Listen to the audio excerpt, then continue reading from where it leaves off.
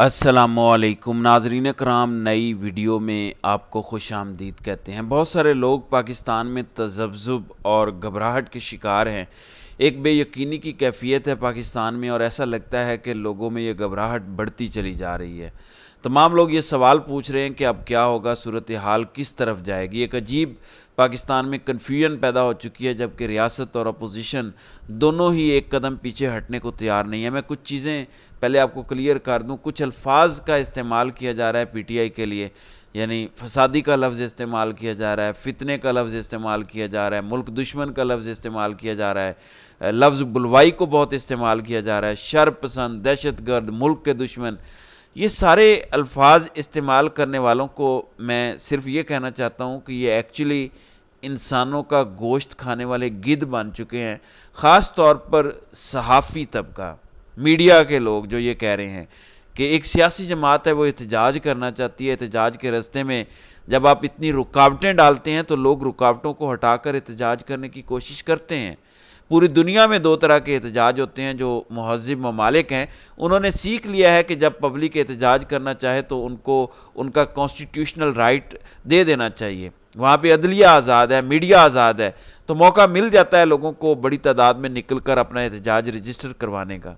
दूसरा एक तरीका ये होता है कि एहतजाज को रोका जाता है, वाटर कैनन का इस्तेमाल किया जाता है, आंसू गैस की शेलिंग की जाती है। हमारे यहाँ तो कंटेनर खड़े कर दिए जाते हैं, दीवारें बना दी जाती हैं, खंदकें खोदी जाती हैं। जब आप इस लेवल का तशद्दुद और टॉर्चर करते हैं तो इसका रिएक्शन भी आता है। सारे लोग एक जैसे नहीं होते। जब हज़ारों लाखों लोग निकले हों तो उनमें कुछ लोग रिटेलिएट भी कर जाते हैं, और ये बात रियासत को समझनी चाहिए।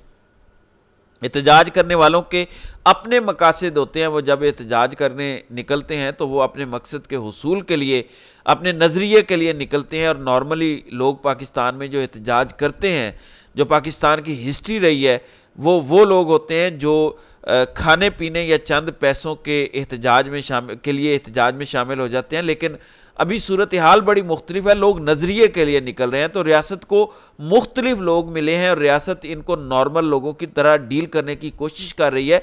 लेकिन पीटीआई ने बहुत मार खाई है।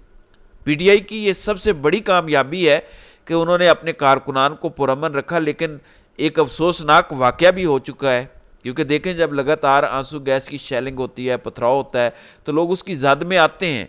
जहां बहुत सारे कारकुनान हस्पतालों में पहुंचे, वहां पुलिस वाले भी पहुंचे।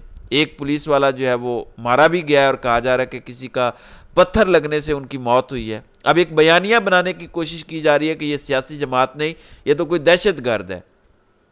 मुझे अच्छी तरह याद है कि परवेज़ मुशर्रफ के डिक्टेटरशिप में जब नून लीग के ख़िलाफ़ मुकदमा दर्ज किया जाता था तो नून लीग के आगे लफ्ज़ गुंडे लिखा जाता था।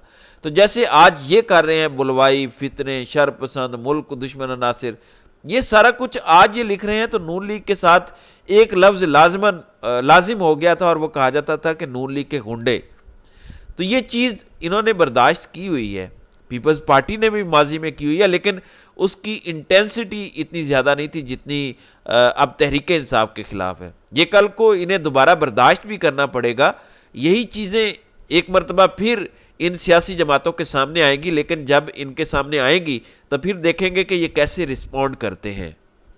नाज़रीन इकराम, सारा मीडिया जानता है कि तहरीक इंसाफ एक ऐसी पॉलिटिकल पार्टी है जिसको पाकिस्तान में सबसे बड़ा मैंडेट मिला है, जिनको पाकिस्तानियों ने सबसे ज़्यादा सीटें दी हैं, जिनको पाकिस्तानियों ने सबसे ज़्यादा वोट दिए हैं। वोट ज़ाय करके, वोटों को नुकसान पहुंचाकर, जाली फॉर्म 47 पे भी हुकूमत बनाई गई है। लेकिन उसके बावजूद ये लोग जब एक पॉलिटिकल पार्टी और उसके कारकुन को इस तरीके से मुखातिब करते हैं तो इसका मतलब क्या है? इसका मतलब यह है कि ये गिद्ध बन चुके हैं और सियासी मुखालफत में बहुत आगे बढ़ गए हैं। इसकी एक रीज़न भी है। जिन पॉलिटिकल पार्टीज़ को ये लोग पसंद करते हैं या जिन पॉलिटिकल लीडर्स को ये लोग पसंद करते हैं, यानी मैं आपको सिंपली अगर कहूँ कि आज की तारीख में पाकिस्तान में जो पॉलिटिकल लीडर्स हैं उनमें इमरान खान मुझे सबसे ज़्यादा पसंद है। और उसकी वजह यह है कि उन्होंने अपने नज़रिए पर कॉम्प्रोमाइज़ नहीं किया, उन्होंने कम अज़ कम डील नहीं की, वो हस्पताल जाके बीमार नहीं पड़ गया। तो मुझे लगा कि इमरान खान सबसे बेहतर है, तो ये मेरी चॉइस है। अब इमरान खान के साथ अच्छा होता है, बुरा होता है, ये उनकी पॉलिटिक्स है, लेकिन ये मेरी चॉइस है। अब दूसरी जाने मैं देख रहा हूँ कि कुछ लोग जिनको नवाज शरीफ पसंद है, आसिफ जरदारी पसंद है या कोई और लीडर पसंद है, वो लोग लगातार इमरान खान اور ان کی پارٹی کو اس طرح کے الفاظ بول کے ٹارگٹ کر رہے ہیں جو الفاظ میں نے آپ کو پہلے بتائے ہیں. اس کا ریزن یہ نہیں ہے کہ ابھی کوئی پرابلم ہے, اس کا ریزن یہ ہے کہ ان کے اندر ایک احساس کمتری پیدا ہو چکی ہے کہ میرا لیڈر تو بہت اچھا ہے یا میری چوائس تو بہت اچھی ہے, لیکن پبلک ساتھ کیوں نہیں کھڑی ہوتی. اب وہ پبلک کا کچھ اور تو کرنے سے رہے, تو پبلک کو وہ بلوائی کہتے ہیں, پبلک کو وہ شر پسند کہتے ہیں, پبلک کو وہ ملک دشمن کہتے ہیں, پبلک کو وہ دہشت گرد کہتے ہیں. حالانکہ جتنی مار پی ٹی آئی نے کھائی ہے, میں چیلنج کرتا ہوں اس کا 10% بھی نون لیگ نہیں کھا سکتی. وہ بھاگ جائیں گے, میدان چھوڑ کے چلے جائیں گے. ان کے لیڈرز کو ہم نے بھاگتے ہوئے دیکھا بھی ہے, ایک دفعہ نہیں 10-15 دفعہ دیکھا ہے. یہ خواجہ آصف جو ڈینگے مارتا ہے, ڈرامے کرتا ہے, یہ مشرف دور میں دکھائی بھی نہیں دیتا تھا, یہ نظر بھی نہیں آتا تھا, یہ غائب تھا. ملک چھوڑ چھوڑ کے یہ بھاگے ہوئے تھے, احسن اقبال اور یہ سارے لوگ. انہوں نے تو گڈی گڈی کھیلا ہے. یعنی جنرل باجوہ کے دور میں ان کو ہلکا پھلکا گرفتار کر کے فل پروٹوکول دیے گئے تھے. ان پروٹوکولز کے اندر یہ آتے اور جاتے تھے اور انجوائے کرتے تھے. اس جیل میں اور اس جیل میں فرق ہے. ان کے منہ پہ کبھی کالے کپڑے نہیں ڈالے گئے, ان کو کبھی الٹا لٹکا کے ننگا نہیں کیا گیا, نہ ان کے اوپر کبھی کرنٹ لگایا گیا ہے, نہ 3rd ڈگری کا ان پر استعمال ہوا ہے. پاکستان تحریک انصاف نے وہ سارا کچھ برداشت کیا ہے. دیکھیں کسی بھی پولیٹیکل پارٹی کے ورکرز کے ساتھ یہ ہوگا تو وہ ریٹیلیٹ کریں گے, ایک حد تک وہ برداشت کر سکتے ہیں. میرے خیال میں تحریک انصاف کے کارکنوں نے برداشت کی انتہا کر دی ہے. بدترین فسطائیت کے باوجود انہوں نے اپنا ٹارگٹ اچیو کیا اور وہ ڈی چوک تک پہنچ گیا.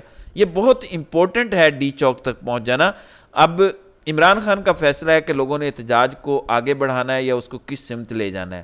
وہ پارٹی لیڈ کر رہے ہیں تو وہ بتا دیں گے, اس کے مطابق پارٹی معاملات کو آگے لے جائے گی. اب اگر نواز شریف اور زرداری کے پیچھے لوگ نہیں نکلتے, باقی لوگوں کے پیچھے نہیں نکلتے, تو پھر آپ غصہ پی ٹی آئی کے کارکنوں پر تو نہ نکالیں, وہ بھی پاکستانی ہیں. اب آپ یہ تو نہیں کہ یہ کہتے ہیں جی پشتون دہشت گرد, کبھی آپ انہیں کہتے ہیں کہ یہ فتنے ہیں, تو ہر ہتھ کنڈا آپ ان کے خلاف استعمال کرتے ہیں. کبھی مذہب کا ہتھ کنڈا آپ ان کے خلاف استعمال کرتے ہیں. تو یہ نہ صرف بدقسمتی ہے بلکہ یہ بری بات ہے, ایسا نہیں ہونا چاہیے. کم سے کم میڈیا کو تو چاہیے کہ ایک پولیٹیکل پارٹی کو پولیٹیکل پارٹی کی طرح ڈیل کرے. جب مشرف دور میں نون لیگی گھنڈے کہا جاتا تھا تو میڈیا ان کو نون لیگی گھنڈے نہیں کہتا تھا. مشرف کے دور میں پاکستانی میڈیا کا یہ پہلو اچھا تھا, یعنی میڈیا اس وقت اس لیول تک نہیں گرا تھا جتنا اب گر چکا ہے. دوسری جانب اس وقت سب سے امپورٹنٹ جو ہے وہ آئینی ترمیم ہے.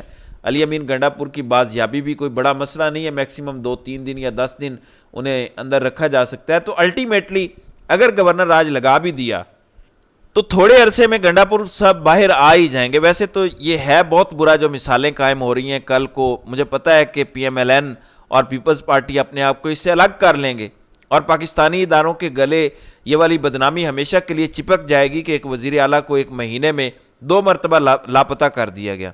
سیاسی جماعتیں کہیں نہ کہیں اپنا بیانیہ بنا لیتی ہیں لیکن ادارے نہیں بنا پاتے, کیونکہ اداروں کا یہ کام نہیں ہوتا. کل کو یہ جماعتیں اس ساری سچویشن کو ڈس آن کر دیں گے اور یہ کہنا شروع کر دیں گی کہ ہمیں افسوس ہے, ہم کچھ کر نہیں پا رہے تھے, لیکن ادارے اس دلدل میں پھنس جائیں گے اور بہت بری طرح پھنسیں گے اور ان کا ریکارڈ نہ صرف خراب ہو جائے گا بلکہ پہلے ہی بہت زیادہ خراب ہو گیا ہے. پاکستانی میڈیا چاہے اس کو رپورٹ کرے نہ کرے لیکن انٹرنیشنل میڈیا اس کو بھرپور کوریج دے رہا ہے.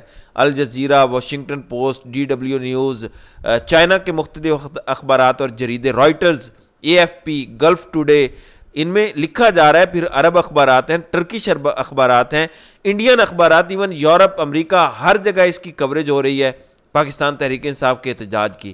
تو عالمی میڈیا اس کو کوریج دے رہا ہے, پاکستانی میڈیا مجبور بھی ہے اور کوریج بھی نہیں کر رہا. نظام نے ایسا لگتا ہے کہ ضد پکڑ لی ہے کہ انہی خاندانوں کو اقتدار میں رکھنا ہے جو پاکستانیوں کی نظر میں ساری خرابیوں کے ذمہ دار ہیں اور ان کی خرابیوں کی نشاندہی خود نظام کرتا رہا ہے. یہ بھی ایک بہت بڑی حقیقت ہے.